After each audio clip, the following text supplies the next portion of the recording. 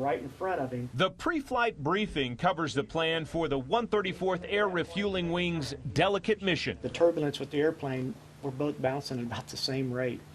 And if it gets too violent, then he'll just back out. A mid-air refuel puts two planes a mere 30 feet from one another, each cruising near 30,000 feet and flying close to 300 miles an hour. The colonel's preview starts the blood pumping for these rookie passengers. It's got to be just the greatest wow factor in the world. Denny Garner sits on the Maryville City School Board. He joins more than a dozen Knoxville area employers on this training flight. My favorite saying is, the nation's defense depends on those willing to serve and those willing to support that service. John Dias organizes 3 to 5 trips like this every year for the civilian bosses of these military airmen. So they 2 push tower. This gives the employer some insight into what these folks do when they put on the uniform of the nation and how important that job is. Pickle. Rotate when ready.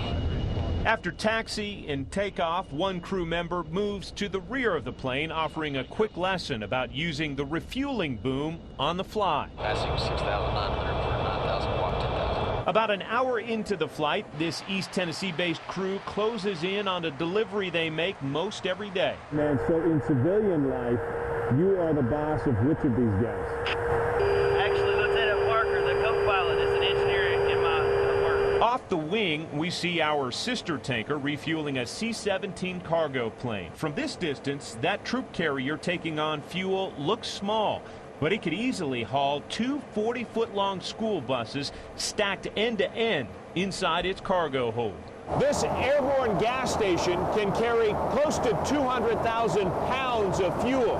If you were to take trucks with 20-gallon tanks and pull them up to that nozzle, you could top them all off some 1,500 with one load. We're flying at about 30,000 feet or so, just about to connect with that C-17 below us.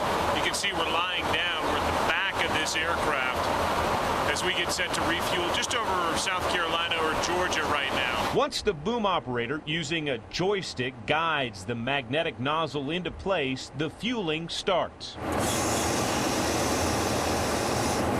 It can take 15 minutes to fuel a massive cargo plane like the C-17, but pumping 441 gallons a minute, this crew can fill up a fighter jet in less than 5 minutes. So incredible that that other jet is 30 feet from you and hooking up to the back of this one. In all, the flight amounts to a 3-hour lesson for these passengers about what their coworkers do during their other job.